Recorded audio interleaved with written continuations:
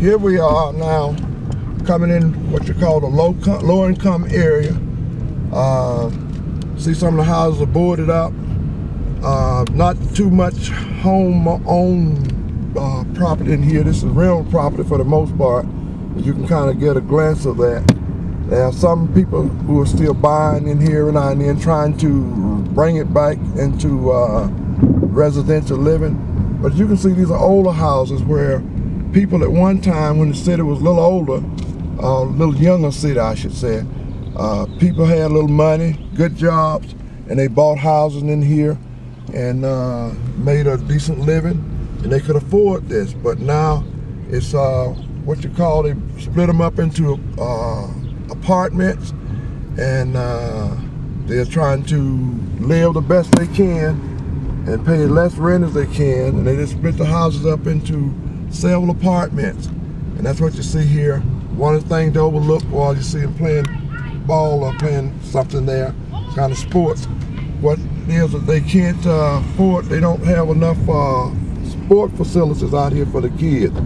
And that you see a lot of that in many of our cities like Milwaukee. It's no different than some of the other cities.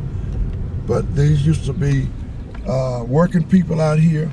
I understand a lot of Italian, a lot of German people were working here or lived here in these houses, but they moved on. Some of them passed on, but many of them moved on to other smaller, when they got older, the condominium, and moved outside the city and built their homes out there, and they wanted to get out of the city area. So you see a lot of these vacant lots. There's one for sale, there's some for sale out there. And what it means is that they just tore those houses down, and during the mid-60s and early 70s, when they had what they called, I call it the awareness period. Many people call it the riots was taking place, and the whole neighborhood was changing. And many of those houses were,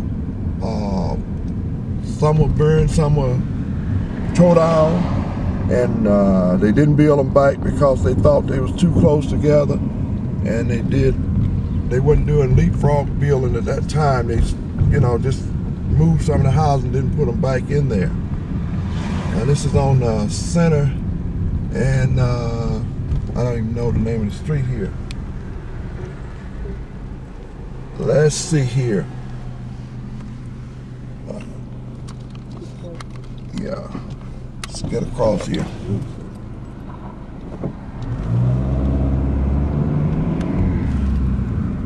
Okay, you can see some vacant lots out here.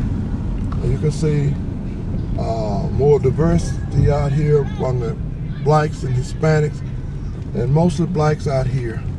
You can see them out here getting in the cars or doing something in the yards or what have you, or talking, fellowshipping, so to speak, connecting, whatever.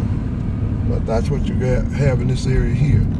And I think they have some kind of a fix-up, clean-up program, which probably gave free paint, and Lord knows what's happening here as relates to the stimulus funds that they may be getting to try to keep up the neighborhood. But it's not as it has been in the past. I can see some improvement out here, but I wasn't privileged to come through here when it was I came through when it was really bad, but I can see some improvement here. You can see some of the houses here that what's going on here in terms of being upkept, and some of them still have stuff up to the windows and that type of thing. I'm going to just turn here and to my left and go down to 6th Street. And we by the way, we are now about 1.5 to 2 miles from the power plant.